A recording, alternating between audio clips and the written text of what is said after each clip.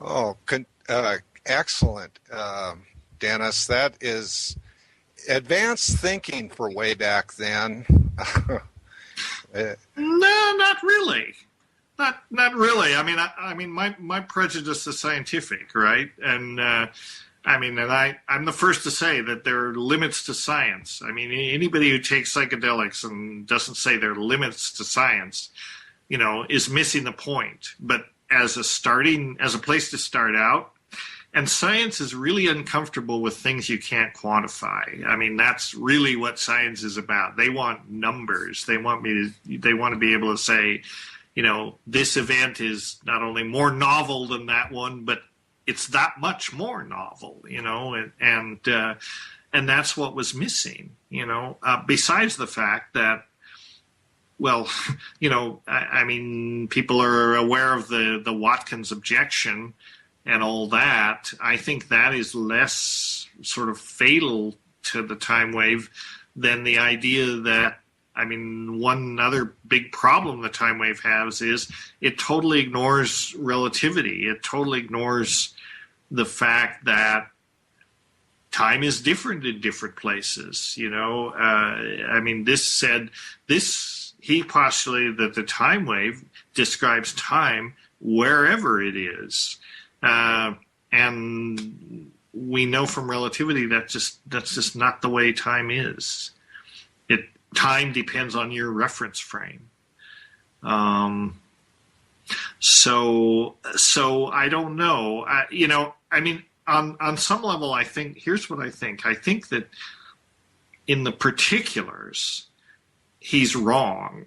The time wave is just wrong, and it's wrong in so many ways that, we could get into it, but we won't.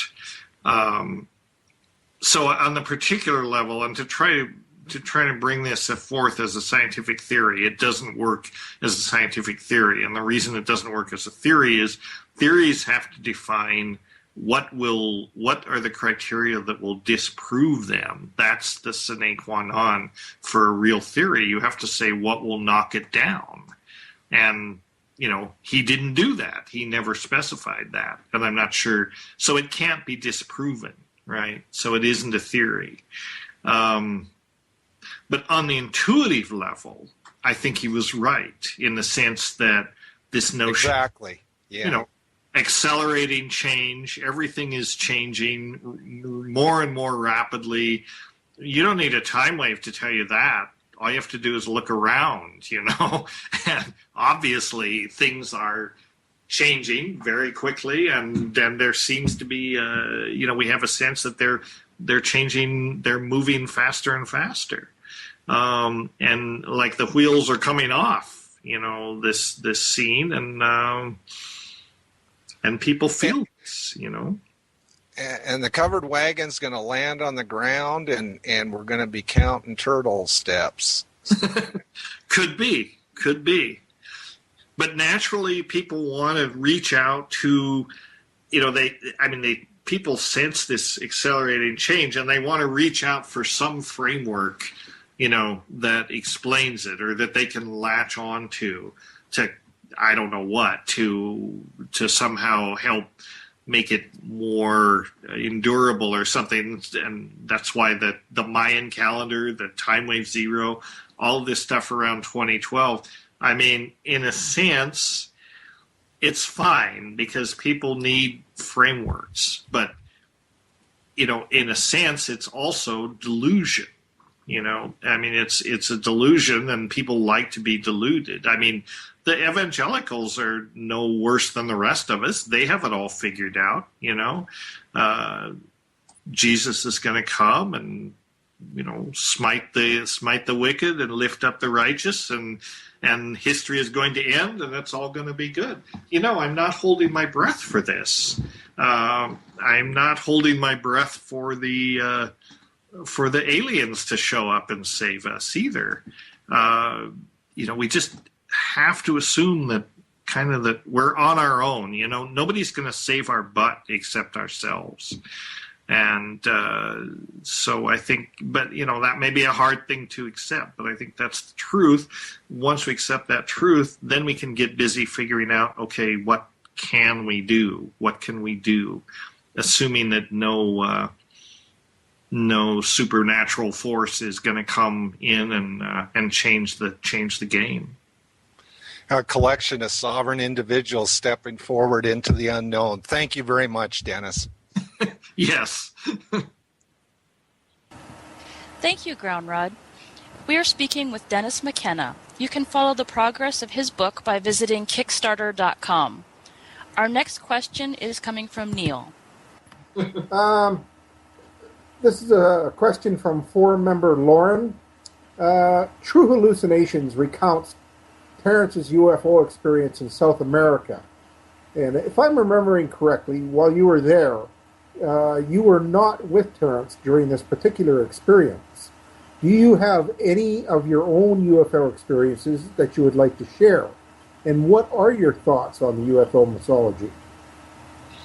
Well, I was not with Terrance when this UFO experience that he talks about happened at La Chirera, so I can't verify that it actually happened. I was out, I was cruising the galaxy at that point. I was out having my own experiences in the cosmos,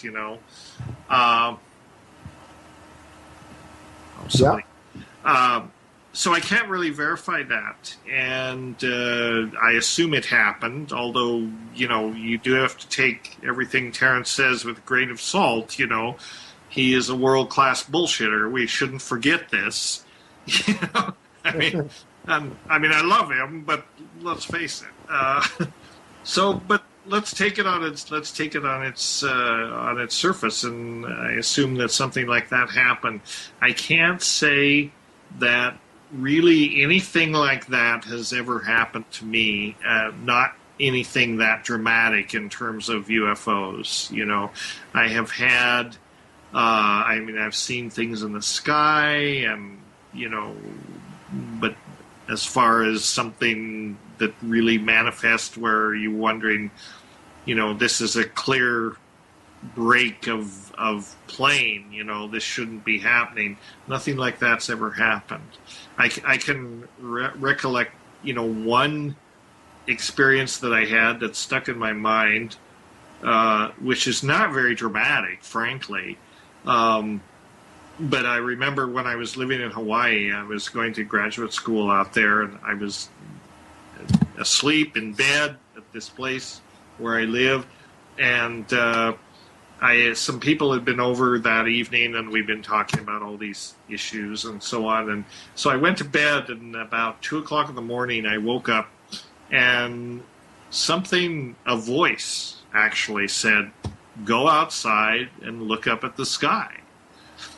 And so I thought, well, don't know. I don't really want to get up. But I got up, and I went out, and I looked at the sky, and over the eastern horizon, just above the horizon, was, this hazy patch of glowing light. And that was it. That was all it is. I couldn't tell if it was a natural phenomenon or whatever, but there it was. I watched it for about 20 minutes, and then I went back to bed because it wasn't getting closer. Nothing was happening. That's about the closest I've come. Not very exciting, really. But I think, the UFO phenomenon is very interesting. I don't know if you know, C.G. Jung, the psychologist, wrote this very interesting essay called "The UFO," what did he call them? "Flying Saucers, a Modern Myth of Things Seen in the Sky." Anybody on this forum familiar with that essay? I read some of it years ago. Yeah. But, I read it years ago, too. Yeah, I did, too.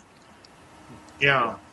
But Jung's idea about this was quite interesting, in that he said, what he said was that this is a manifestation of the collective unconscious. You know, he talked about how UFOs are mandalas, right? They're symbols of wholeness, and in a way, they're a message from the collective unconscious to us, to humanity, to kind of get our act together, to become awake, to become, in his term, individuated.